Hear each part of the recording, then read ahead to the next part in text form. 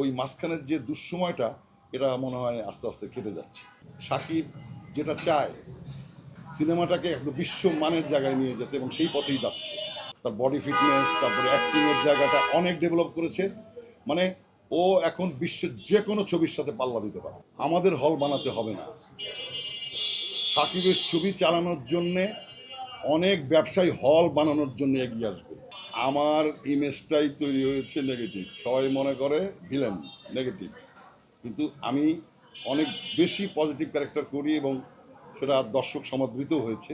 পার্থক্যের মধ্যে আগের যে এখন তো টেকনোলজি অনেক ডেভেলপ হয়েছে।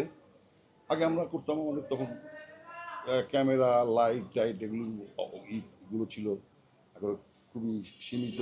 এখন তো প্রযুক্তি অনেক ডেভেলপ হয়েছে, অনেক ভালো ভালো গল্প হচ্ছে, অনেক মেধাবী ডিরেক্টর তৈরি হয়েছে, তাদের চিন্তা ভাবনা একেবারেই অন্যরকম। তারা আয়োজন নিয়ে, অ্যারেঞ্জমেন্ট নিয়েই শুটিংটা করে। আমি অবশ্যই বলবো আগের চেয়ে এখনকার কাজগুলি আরও ভালো হচ্ছে।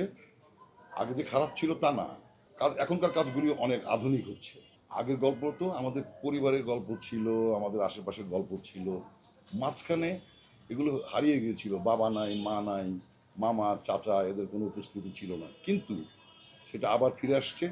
এখন যারা বানাচ্ছেন তারা পারিবারিক গল্প, পরিবারের সুখ দুঃখ নিয়েই বানাচ্ছেন। সেখানে বাবার ক্যারেক্টার আছে, মামার ক্যারেক্টার আছে, চাচার ক্যারেক্টার আছে। ওই মাঝখানের যে দুঃসময়টা এটা মনে হয় আস্তে আস্তে কেটে যাচ্ছে। আমি এর আগেও কাজ করেছি, দেশের বাইরে গিয়েও কাজ করেছি। মাঝখানে অনেক একটা গ্যাপ ছিল নাটকের ব্যস্ততার কারণে। এই প্রোডাকশন, সোলজারের প্রোডাকশন হাউস থেকে আমাকে একদিন কাস্টিং ডিরেক্টর যে ফোন দেয়, ওই সাকিব হিরো, সোলজার সিনেমা, আপনাকে আমরা একটা কাস্টিংয়ে ভাবছি। আমি এই ফোনটা পাওয়ার পর সব দ্বিধাদ্বন্দ্ব, সমস্ত ব্যস্ততা ফেলে একদম সেই প্রোডাকশন হাউসের অফিসে গিয়ে উপস্থিত হয়েছি, তাদের সাথে কথা বলেছি, ক্যারেক্টার নিয়ে কথা বলেছি। এটা আসলেই আমার সৌভাগ্য, কারণ বাংলাদেশে সাকিব সুপারস্টার এবং সাকিব যেটা চায় সিনেমাটাকে একদম বিশ্বমানের জায়গায় নিয়ে যেতে এবং সেই পথেই যাচ্ছে। ওর মতো মানুষই হয় না, আমি একদম বোল্ডলি বলছি, সাকিবের মতো মানুষই হয় না। ওর ব্যবহার, সিনিয়র শিল্পীদের সম্মান করা, মানে একটা শিল্পী, একজন অভিনেতা এবং শিল্পীর মানে ব্যবহার যেরকম হওয়া উচিত সবই ওর মধ্যে আছে। অমায়িক একজন মানুষ, অমায়িক। অনেক পার্থক্য, অনেক পার্থক্য। তার বডি ফিটনেস, তারপরে অ্যাক্টিংয়ের জায়গাটা অনেক ডেভেলপ করেছে।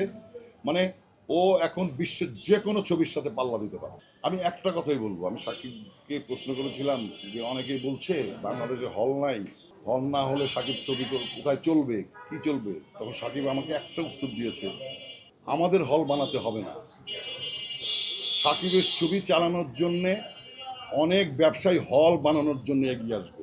এখন যদি মনে কর সাকিবের ছবি চলে, ভালো ব্যবসা করে, তাহলে অনেক হল ব্যবসায়ী যারা পিছিয়ে ছিল তারা আবার হল বানানোর জন্য উৎসাহিত হবে। মানে বোল্ডলি সে আমাকে বলেছে, আমার খুব ভালো লেগেছে কথাটা। এখন বিষয়টা হচ্ছে নতুন একটা নায়িকা তৈরি করতে সময়ের ব্যাপার। এখন যে মানের ছবি সাকিব করছে, সেখানে যদি একটা নতুন মেয়েকে আমরা তৈরি করতে যাই, প্রথমেই তো সে অ্যাক্টিংটা পারবে না, সাকিবের সাথে তো যেতে হবে। সেই কারণে সাকিব বেছে বেছে নাটকের হোক বাইরের হোক নায়িকা সিলেক্ট করছে, কিন্তু এক সময় নতুন নায়িকা তৈরির প্রসেসটাও শুরু হয়ে যাবে।